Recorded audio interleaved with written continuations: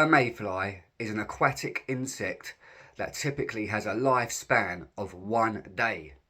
A bit like Sam Allardyce's lifespan when he was manager of England. That lasted one game. In a world where a manager's job is about as safe as walking through a bad area looking like Mr. T and expect not to be robbed. Sean Dyche has been binned by Everton like a narcissist binning their partner once they've used them for everything and found a new supply. In this case, the new supply could be the Messiah, David Moyes. Also, West Ham have dropped Lopetegui faster than Jorge Masvidal dropping Ben Askren in the UFC with that flying knee to the head. And I bet it hurt Lopetegui just as much, as he normally runs away before you can hit him. Right, let's start off with Everton and the sacking of Sean Dyche and possible replacements. When the Everton board appointed Sean Dyche as manager, they got themselves a patsy. And that's exactly what they wanted. A patsy is someone who is easily tricked and taken advantage of. Since David Moyes left Everton in 2013, the list of managers to follow have been endless, with fruit flies lasting longer in lifespan than Everton managers last in their job. So what chance did Sean Dyche have coming from Burnley when some of the managers that actually took charge of Everton were names such as Carlo Ancelotti, Rafa Benitez, Marco Silva, Ronald Koeman? What chance did Sean Dyche have if managers like Carlo Ancelotti, Ronald Koeman, Marco Silva, Rafa Benitez all failed? The chances of success were always going to be minimal. And that's why Everton board appointed him, because they knew if shit hits the fan, they can just make him the fall guy, the patsy, easily manipulated, easily taken advantage of, feed him some BS and he'll believe it. And that's what tended to happen. They fed him a lot of BS. He was the puppet on the string and they're just doing this and he's dancing to their tune because he's come from Burnley, don't forget. And this is no disrespect to Burnley, but they're a lot smaller than Everton. Everton are a more cutthroat business model compared to Burnley. I feel Burnley are more of like a family sort of run business, whereas Everton are your big top dog. And that's the thing with Sean Dyche, where he was like, Burnley board were so loyal to him, the fans were loyal to him, to then make the move to Everton where they're cutthroat. You saw the list of managers they've been through. They take no nonsense.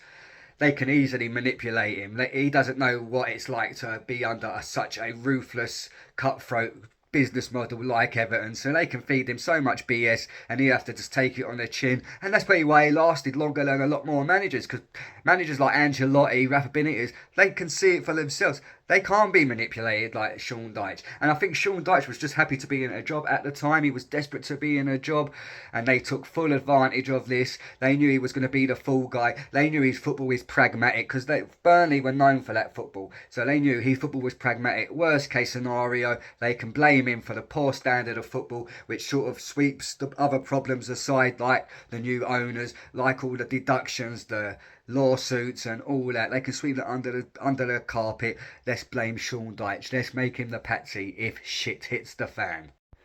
The Everton job is like a Suicide Squad mission. You're going into this impossible challenge and before you know it, your head's being blown off and you're dead in the water. So who would want to take the Everton job? Well, talk of the town is David Moyes is going to return. The resurrection of the Messiah to Everton. But will this resurrection be as glorious as Jesus Christ's resurrection? I tell you something for nothing though, you're definitely going to need the miracles of Jesus Christ to succeed at Everton. Everton are a big club with a loyal fan base.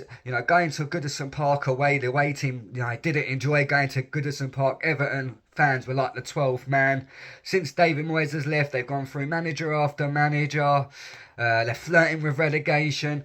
Arsenal and Liverpool and Everton have never been relegated from the Premier League, but they're flirting and that needs to stop. Now, will the resurrection of Messiah, David Moyes, be their salvation? Comment below if you want David Moyes as your Everton manager, or who do you want as the next Everton manager? Comment below, because I'd love to hear your thoughts on it. Right, moving on to West Ham. They got rid of Lopetegui.